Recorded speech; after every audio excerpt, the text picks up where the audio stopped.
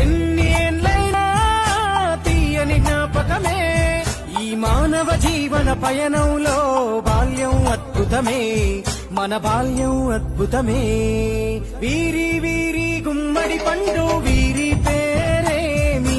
తాగుడు మూతలు దండకోర్ వీరి పేరేమి